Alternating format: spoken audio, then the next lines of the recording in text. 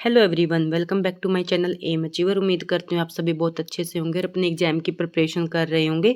कल जो हमने तुलसीदास जी के बारे में पढ़ा था, जो भक्ति काल के बहुत महत्वपूर्ण कवि थे, तो उसमें एक काव्य रूप के बारे में बार बार वर्णन हुआ था, प्रबंध काव्य और मुक्तक काव्य। और हमें हिंदी साहित्य के स्टूडेंट होने के नाते हमें सभी को ये पता होना चाहिए प्रबंध काव्य क्या होता है और मुक्तक काव्य क्या होता है। तो मैंने आपको, क्योंकि स्टार्टिंग में जब मैंने स्टडी स्टार्ट की थी तो मुझे भी इनमें थोड़ा डाउट होता था, तो मैं अपने डाउट के आधार पर ही आपको ये करवा रही हूँ ताकि आपको भी इनका कोई डाउट ना हो और इन फ्यूचर आपको कोई प्रॉब्लम ना हो। क्योंकि जब हम पढ़ रहे हैं तो हमें बार बार प्रबंध काव्य काव्य रूपों के बारे में बार बार पढ़ना है। ये खंड काव्य है, ये मुक्त काव्य है, ये प्रबंध काव्य है, ये महाकाव्य है।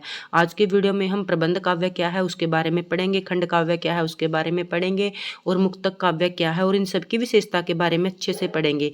ठीक है, तो स्टार्ट करते हैं। आज है जो प्रबंध काव्य। तो प्रबंध काव्य क्या है इसके बारे में यहाँ पर बताया गया है। प्रबंध काव्य क्या होता है, सॉरी,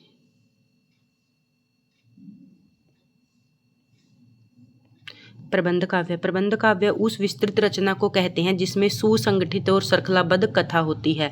महाकाव्य किसे कहते हैं? जो सुसंगठित और श्रृंखलाबद्ध कथा होती है।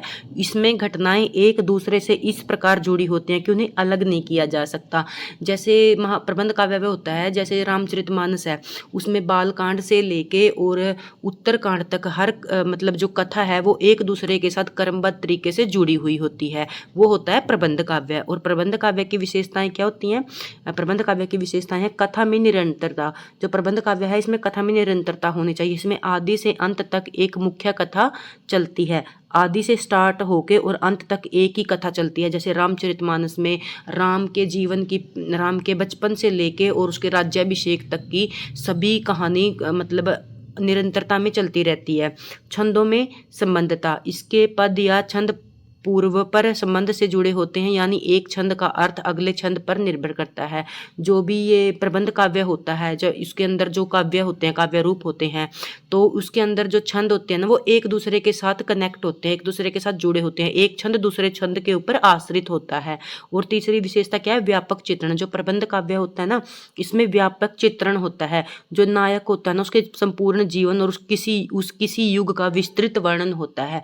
यहाँ पर आप देखो, जो रामचरितमानस है उसमें राम के पूरे जीवन, संपूर्ण जीवन का वर्णन है। उसके बचपन से लेके और राज्याभिषेक तक का उसमें जैसे बालकांड से लेके अरण्यकांड, अयोध्या कांड, जो भी उसके अंदर कांड है सबका वर्णन है। और राम के जो युग है ना, उसकी संस्कृति, जो राम का युग है, राम के युग की सांस्कृतिक प्रवृत्तियां, धार्मिक प्रवृत्तियां, राजनीतिक प्रवृत्तियां, जो भी उस युग की समस्याएं थी, उन सब का चित्रण भी प्रबंध काव्य के अंदर होता है। ठीक है, प्रबंध काव्य के मुख्य प्रकार, प्रबंध काव्य है, इसके मुख्य प्रकार कौन से होते हैं? महाकाव्य और खंड काव्य। ये प्रबंध काव्य के प्रकार होते हैं। महाकाव्य क्या होता है? जिसमें जीवन का सर्वांगीण चित्रण होता है। सर्वांगीण मतलब सभी प्रकार का, चारों ओर का वर्णन होता है। और कम से कम 8 सर्ग होते हैं। कोई भी जो महाकाव्य होगा उसके अंदर क्या होने चाहिए? कम से कम 8 सर्ग तो होने चाहिए। जैसे रामचरितमानस और कमायनी। रामचरितमानस जैसे तुलसीदास जी के द्वारा लिखा गया है और कमायनी जयशंकर प्रसाद के द्वारा लिखा गया है। खंड काव्य क्या होता है? जिसमें जीवन की किसी एक महत्वपूर्ण घटना या अंश का चित्रण होता है। सिर्फ एक घटना के बारे में बताया जाता है। जैसे उपन्यास में किसी भी मतलब पात्र का पूरे जीवन का चित्रण होता है। उपन्यास में पूरे जीवन की झांकी प्रस्तुत की जाती है। और कहानी में एक अंश के बारे में, एक घटना के बारे में बताया जाता है। उसी प्रकार खंड काव्य में भी किसी एक घटना का चित्रण होता है। जैसे पंचवटी सुदामा चरित्र। जैसे सुदामा चरित्र है, सुदामा चरित्र में एक घटना का वर्णन किया गया है जिसमें श्री कृष्ण और सुदामा की मित्रता के बारे में बताया गया है यहाँ पर। फिर आ गया हमारा मुक्तक काव्य। मुक्तक काव्य क्या होता है? मुक्तक काव्य वह रचना है जिसमें प्रत्येक छंद अपने आप में स्वतंत्र होता है।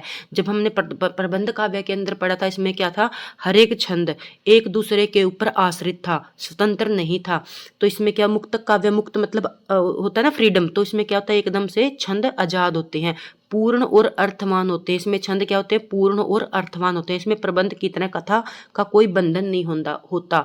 इसमें जो प्रबंध काव्य है इसमें कोई बंधन नहीं होता, तो एक दूसरे के साथ वो कर्मबद्धता के साथ बंधी हुई नहीं होती। फिर आ गई मुक्तक काव्य की विशेषताएं। सबसे पहले पूर्ण स्वतंत्रता, इसमें प्रत्येक दोहा या पद स्वतंत्र होता है, उसे समझने के लिए आगे पीछे पदों की आवश्यकता नहीं होती है। तत्कालीन प्रभाव, यह पाठक के हृदय में तुरंत और गहरा प्रभाव डालता है। संक्षिप्तता, इसमें सागर में गागर भरने की कला है। सागर में गागर जैसे हमने रीतिकाल के और रीति सिद्ध काव्यधारा के कवि बिहारी की सतसई है, उसमें क्या किया गया 713 दोहों के द्वारा बिहारी ने सागर में गागर भरने का कार्य किया है। वो क्या एक मुक्तक रचना है। और ये कोटेशन है, ये मोस्ट इंपॉर्टेंट कोटेशन है। जितने भी एग्जाम होते हैं उसके अंदर ये कोटेशन एज इट इज पूछ ली जाती है। यदि प्रबंध काव्य एक विस्तृत वन स्थली है तो मुक्तक एक चुना हुआ गुलदस्ता है। तो ये रामचंद्र शुक्ल जी ने बोला था प्रबंध काव्य के और मुक्तक काव्य के बारे में बोला था। तो आगे आगे दोनों के बीच में कंपैरिजन, अब कंपैरिजन के माध्यम से हम समझ लेते हैं दोनों में क्या अंतर है। और ये ना क्वेश्चन इस टाइप के हैं, यदि आपका रिटर्न एग्जाम होता है ना तो आप इजीली सिर्फ इस पीडीएफ के द्वारा आप अच्छे से कर सकते हैं।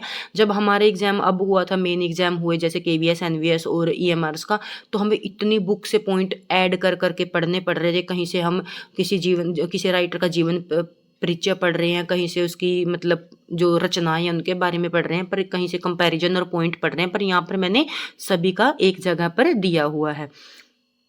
तो यहाँ पर है सबसे पहले जो प्रबंध काव्य है उसकी विशेषताएं दी हुई हैं। प्रबंध काव्य की जो कथा संरचना होती है वो एक लंबी और जुड़ी हुई कहानी होती है, इसमें कोई कहानी नहीं होती। जो मुक्तक काव्य होता है इसमें कोई कहानी नहीं होती और इसमें लंबी और जुड़ी हुई कहानी होती है। यदि कोई आपसे इंटरव्यू में पूछ ले डिफरेंस, क्योंकि काव्य रूप के बारे में हमें नॉलेज होना चाहिए, क्योंकि हम हिंदी साहित्य के टीचर हैं सभी, तो हमें ये पता होना चाहिए प्रबंध काव्य क्या होता है, मुक्तक काव्य होता है। और हम यही बता सकते हैं जैसे एक जो प्रबंध काव्य होता है वो एक लंबी और जुड़ी हुई कहानी होती है क्रमबद्ध तरीके में, और इसमें कोई कहानी नहीं होती। छंदों का संबंध एक दूसरे पर आश्रित होता है, इसमें पूरी तरह स्वतंत्र होता है।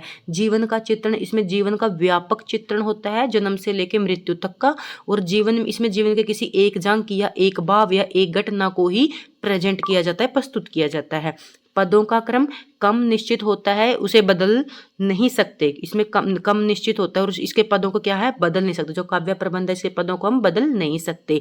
इसके क्रम को बदला जा सकता है क्योंकि ये दोहों में होती है।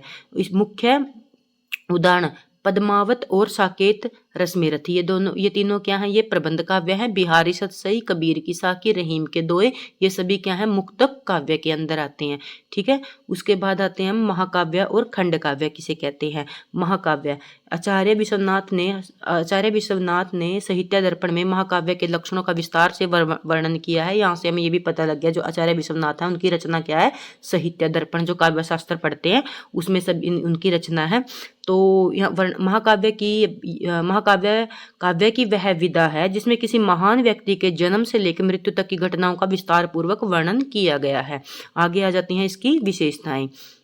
विशेषताओं के अंदर है सर्गबद्धता, इसमें कम से कम 8 सर्ग होने चाहिए, हम वीपर पढ़ चुके हैं। नायक, इसका नायक धीरोदात्त गुणों वाला कोई देवता, क्षत्रिय या उच्च कुल का प्रसिद्ध व्यक्ति होना चाहिए जो महाकाव्य के अंदर होता है। और रस, इसमें श्रृंगार, वीर, शांत रस में से एक अंगी रस होना चाहिए। अंगी रस क्या होता है, जो प्रधान रस होता है। तो इस तरह से जैसे पृथ्वीराज रासों के अंदर वीर रस प्रधान रस है, तो इसमें श्रृंगार, वीर, शांत रस एक अंगी रस होना बहुत आवश्यक है। उद्देश्य, कोई भी हम महाकाव्य लिखते हैं तो उसके पीछे कोई ना कोई उद्देश्य लेखक का जरूर होता है। चतुर्वर्ग, फल प्राप्ति, धर्म के आधार पर, कर्म के आधार पर या मोक्ष के आधार पर। मंगलाचरण होता है जब भी कोई मतलब महाकाव्य होता है उसके पहले ही दिया जाता है आशीर्वाद के लिए। तो ग्रंथ के प्रारंभ में आशीर्वाद, नम्रता और कथा वस्तु का निर्देश होता है, उसको क्या कहते हैं, मंगलाचरण कहते हैं। ठीक है, उसके बाद हो गया हिंदी के प्रमुख महाकाव्य। हिंदी के प्रमुख महाकाव्य कौन कौन से हैं, पृथ्वीराज रासो हिंदी का महाकाव्य चंद्र बरदाई द्वारा लिखा गया। पद्मावत जयसी के द्वारा सूफी काव्य का सर्वश्रेष्ठ महाकाव्य। रामचरितमानस तुलसीदास द्वारा अवधी भाषा का सर्वश्रेष्ठ महाकाव्य। साकेत मैथिली शरण गुप्त के द्वारा उर्मिला के विरह पर आधारित है। तो उर्मिला के विरह के ऊपर सबसे अच्छी जो महाकाव्य लिखा है वो साकेत है। किसी राइटर ने उर्मिला के बारे में नहीं लिखा था, सिर्फ मैथिली शरण गुप्त ने ही उर्मिला के बारे में लिखा था। तो कामयानी जयशंकर प्रसाद, इसमें 15 सर्ग हैं और आधुनिक काल की कालजयी काव्य है ये। उसके बाद आते हैं खंड काव्य क्या होता है। खंड काव्य के बारे में, खंड काव्य वह लघु खंड काव्य महाकाव्य का लघु रूप नहीं है, बल्कि यह अपने आप में एक पूर्ण विधा है। यह खंड काव्य का एक लघु रूप नहीं है, अपने आप में एक पूर्ण विधा है। इसमें नायक के संपूर्ण जीवन के स्थान पर किसी एक प्रभावशाली अंश या घटना का चित्रण होता है, जैसे मुक्तक काव्य में होता है। इसकी विशेषताएं, इसमें जीवन का एक पक्षीय जंग की प्रस्तुत की जाती है। इसकी कथा वस्तु वस्तुतः पूर्ण होती है। इसमें पात्रों की संख्या सीमित होती है और विस्तार कम होता है। इसका नायक मानवीय आदर्शों को प्रस्तुत करने वाला होता है। खंड काव्य में जो हिंदी के प्रमुख खंड काव्य हैं वो कौन कौन है? पंचवटी है, रश्मिरथी है, सुदामा चरित्र है, पथिक है, रामनरेश त्रिपाठी की पथिक है, स्वपन है, मिलन है। ये सभी इनके क्या है? खंड काव्य हैं। महाकाव्य और खंड काव्य में डिफरेंस देख लीजिए आप। तो महाकाव्य व्यापकता, जो महाकाव्य है प्रबंध काव्य की तरह इसमें व्यापकता होनी चाहिए। जीवन की एक घटना का चित्रण होता है। आकार विशाल और सर्ग 8 से ज़्यादा होने चाहिए। छोटा होता है, सर्ग कम होते हैं।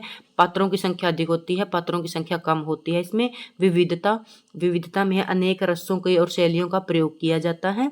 और इसमें मुख्यतः एक रस की प्रधानता होती है। जो खंड काव्य इसमें एक रस की प्रधानता होती है। प्रभाव पाठक पर गहरा और दीर्घकालीन प्रभाव, क्षण विशेष का प्रभाव। और ये यहाँ पर हमारा सभी खंड काव्य, मुक्तक काव्य, प्रबंध काव्य, महाकाव्य के बारे में विशेषताएं और उनमें क्या क्या अंतर होता है मैंने इस वीडियो के द्वारा आपको अच्छे से समझाने का प्रयास किया है। यदि आपको पसंद आए तो प्लीज़ लाइक, शेयर, सब्सक्राइब और कमेंट जरूर करना, और कमेंट के द्वारा जरूर बताना कि आपको मेरी वीडियो कैसी लगी।